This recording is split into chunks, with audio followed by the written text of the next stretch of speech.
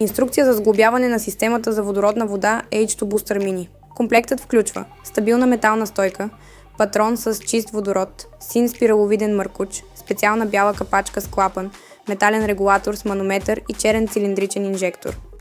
Първо, вкарайте единия край на синия спираловиден мъркуч в малкият отвор на регулатора и притеснете добре, докато влезе плътно.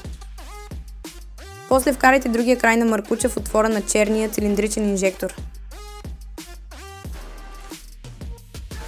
Закрепете металния патрон с водород към регулатора, като го завиете внимателно, докато се фиксира стабилно.